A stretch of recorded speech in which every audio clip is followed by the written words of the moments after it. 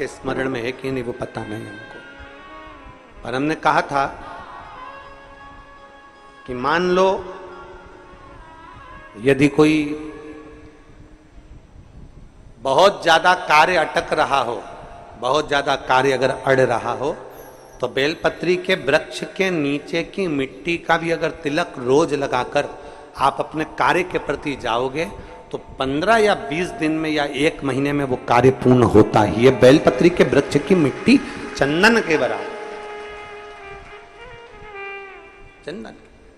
3 कार्य में से एक कार्य बाबा को 2 लोटा जल, दूसरा कार्य बेलपत्री के वृक्ष के नीचे बैठकर भगवान शिव की मंत्र जाप करना, और तीसरा कार्य सावन के महीने में प्रयास करना कि एक वृक्ष बेलपत्री का जरूर लगाना जो वृक्ष बढ़ सके और आने वाली पीढ़ी के लिए आनंद करे।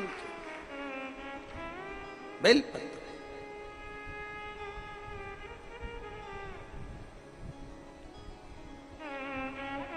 शिव का नाम लेकर, भगवान शंकर की स्तुति कर शिव के करीब,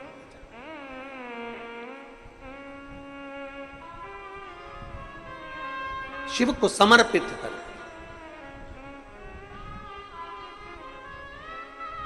भाव से ये भाव रखकर लगाना कि हम जिंदा हैं तो बेलपत्री का पत्ता, बेलपत्र हम भगवान शिव को चढ़ा रहे हैं, बेलपत्र हम शंकर को चढ़ा रहे हैं।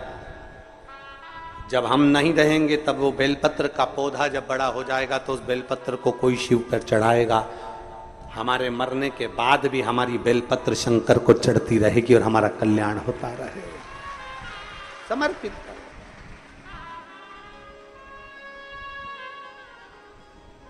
बाबा को समर्पित कर। 3 चीजें, एक सावन के महीने में 2 लोटा, जम के बोलो जरा, जल, सारी समस्या का हल।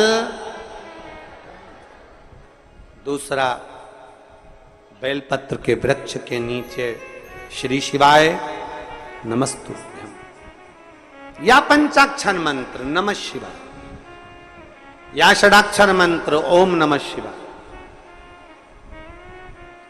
परंतु पुरुष और स्त्री दोनों पंचाक्षर और षडाक्षर मंत्र को जरा समझना। अगर पुरुष नमः शिवाय ओम नमः शिवाय मंत्र का जाप कर रहा है तो पुरुष सीधे चालू करेगा षडाक्षर मंत्र से, ओम नमः शिवाय ओम नमः शिवाय। पर स्त्री जब भी मंत्र का जाप करेगी तो पंचाक्षर से चालू कर कर षडाक्षर पर पहुंचेगी। कहां से चालू करेगी? हमने पहले भी कथा में बताया। कहां से?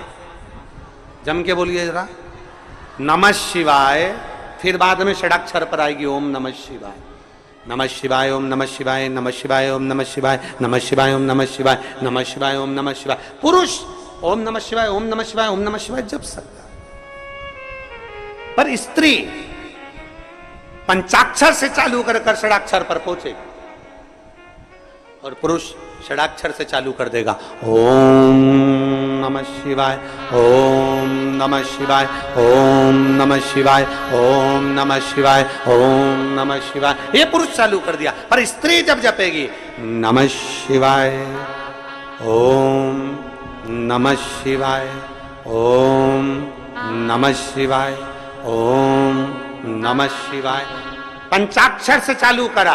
कहां से चालू करा है? फिर से आप लोग एक बार बोल के देख लो, चालू करो बोलना, नमः शिवाय ओम नमः शिवाय ओम नमः शिवाय। कहां से चालू करा था? नमः शिवाय से, षडाक्षर तक गए हो। फिर पुरुष ओम नमः शिवाय, नमः शिवाय ओम नमः शिवाय, नमः शिवाय ओम नमः शिवाय। पंचाक्षर से षडाक्षर तक। फिर से बोलो एक बार, बोलो चलो, नमः शिवाय ओम नमः शिवाय ओम नमः शिवाय। नमः शिवाय, ओम नमः शिवाय, नमः शिवाय, ओम नमः शिवाय। पंचाक्षर से षडाक्षर की ओर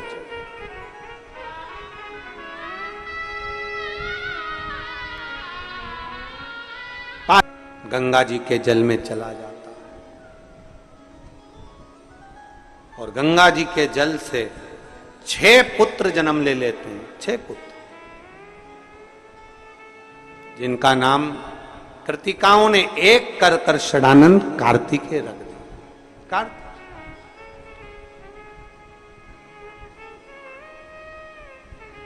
षडानंद कार्तिकेय जी जब माता पार्वती जी के पास में आए और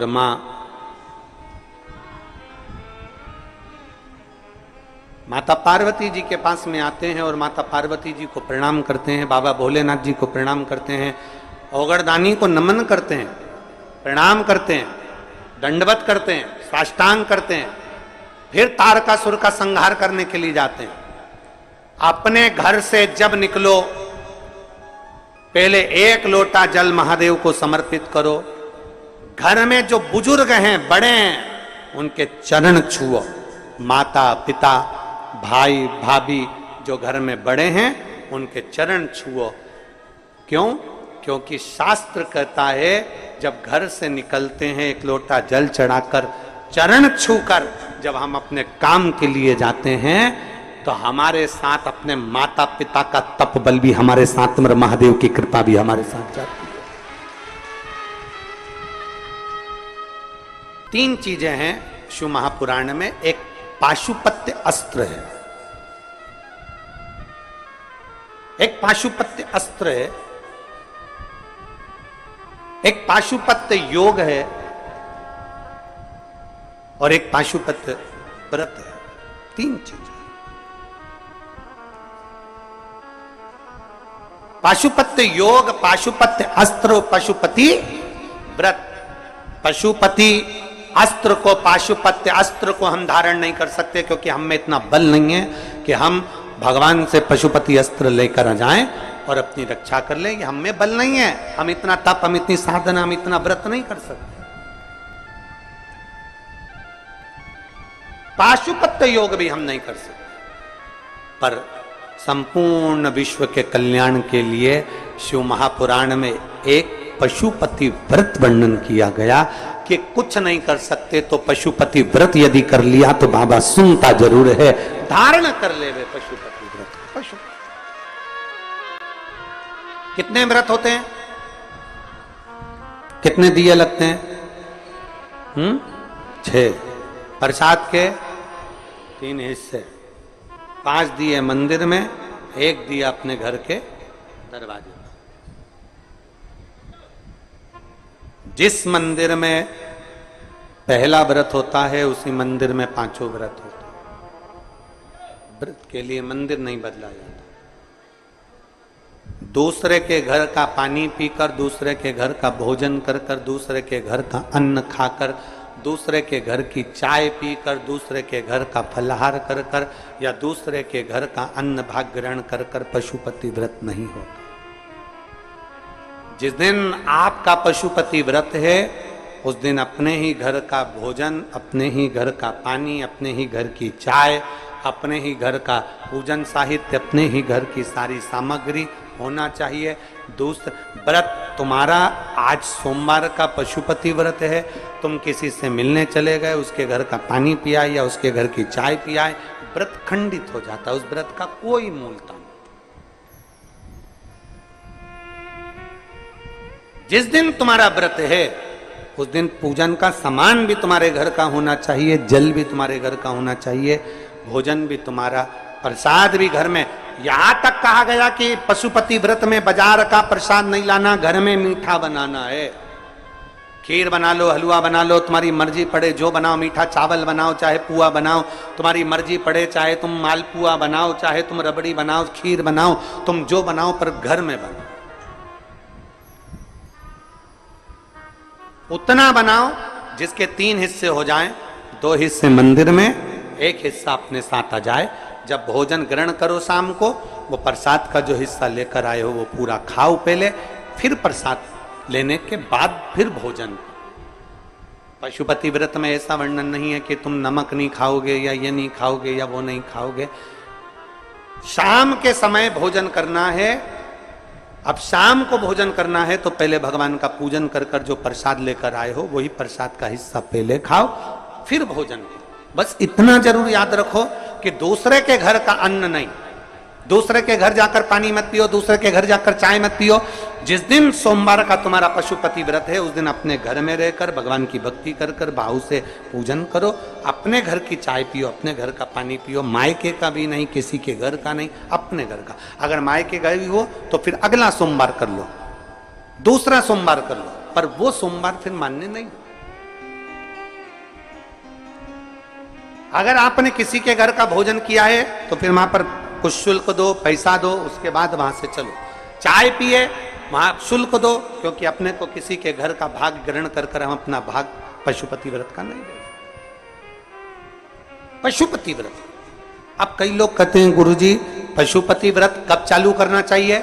शिव महापुराण की कथा कहती है शंकर भगवान के पास जाने का कोई समय नहीं है, शंकर भगवान को भजने का कोई समय नहीं है, शंकर भगवान को पुकारने का कोई समय नहीं है। जैसे मौत का कोई समय नहीं होता उसी तरह शंकर का भजन करने का कोई समय नहीं होता।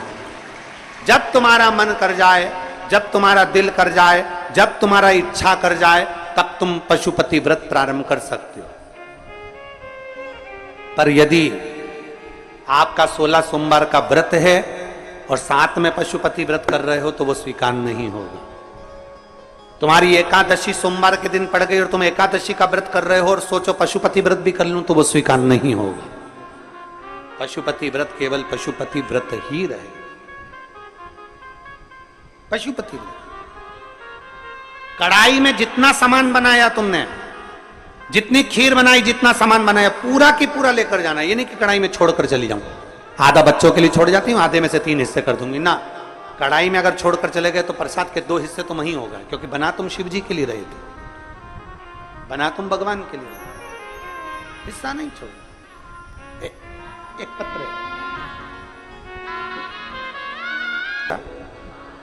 कलयुग केवल नाम धारा, नाम।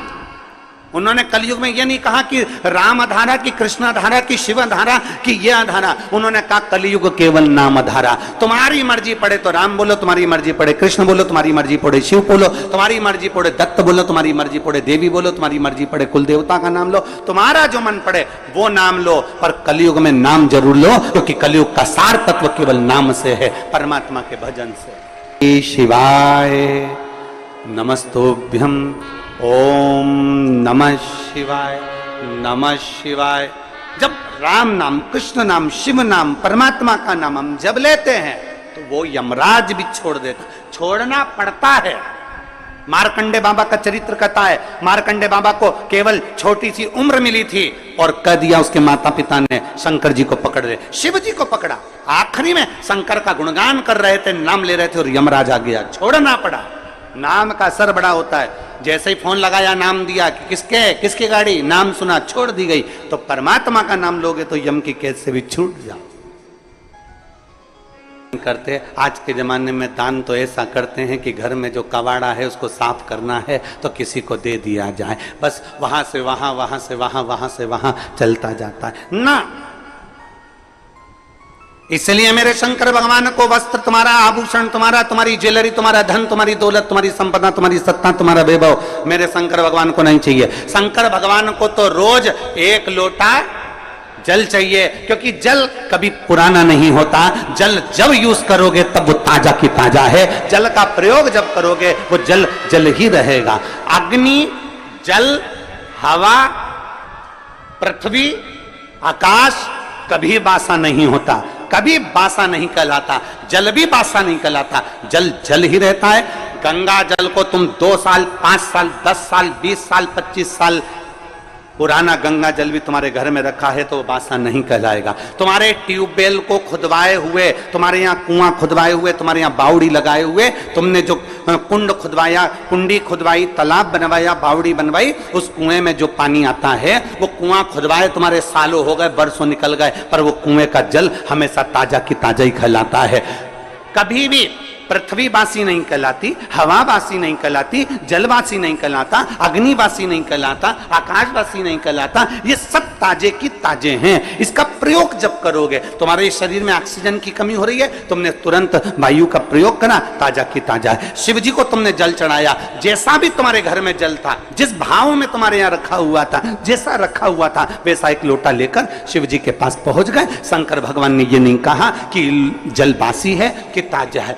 दुनिया के लोगों को तुम्हारा लोटा काला दिख रहा है, क्योंकि तांबे का लोटा काला जल्दी हो जाता है। दुनिया के लोग कह देंगे बताओ कैसी है, एक लोटा लेकर आती है, वो भी गंदा की गंदा है, काला की काला है। परमात्मा तुम्हारे लोटे को कभी नहीं देखता, परमात्मा ये शरीर कभी नहीं देखता, परमात्मा उसका अंदर का जल देखता है, परमात्मा इस शरीर के अंदर का मन देखता है। वो जल देखता है और मन देखता है, उसे लोटे से कोई मतलब नहीं, उसे शरीर से मतलब नहीं कि तुम कितने सुंदर हो, उसको शरीर से मतलब नहीं कि तुम्हारी सुंदरता कितनी है, तुम कौन हो, उसको शरीर से कोई। तुम कितने करोड़पति हो, कितने अरबपति हो, कितने वैभवपति हो, तुम दुनिया के कितने बड़े भी करोड़पति बन जाओ, पर कितने बड़े भी सेठ बन जाओ, शंकर भगवान रहते हैं शमशान में, जहां सबकी शान सम है, उसका नाम सम शान।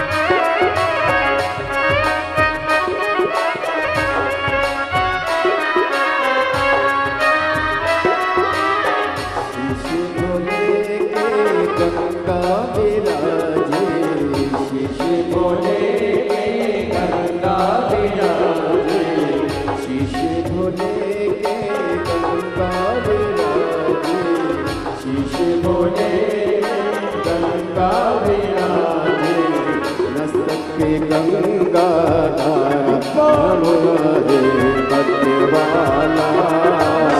मस्तक पे गंगाधार बड़ा है मध्य वाला, डम डम डमरू वाला बड़ा है मध्य वाला, डम डम डमरू वाला बड़ा है मध्य वाला।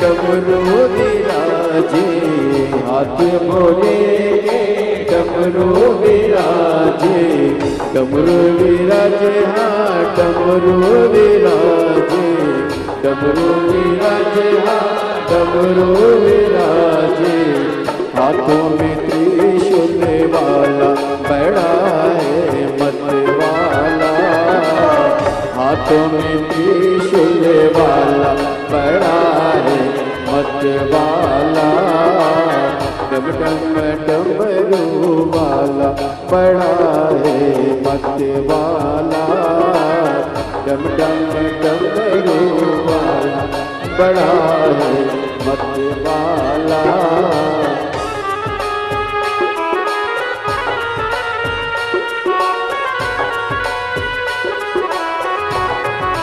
बोले शंभू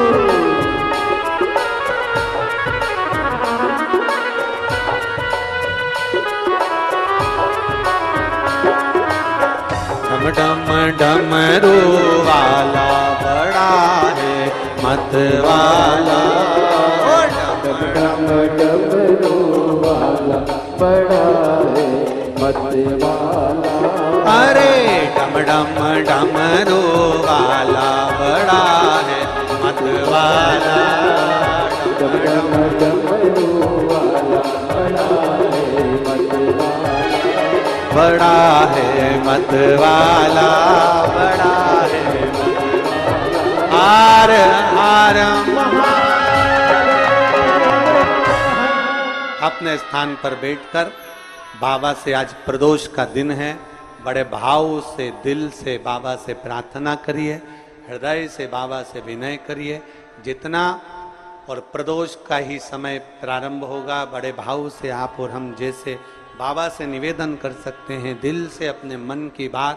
कथा का पंडाल कुबेरेश्वर बाबा की कंकर शंकर की भूमि, और ये सौभाग्य संपूर्ण देशवासियों को प्राप्त हुआ।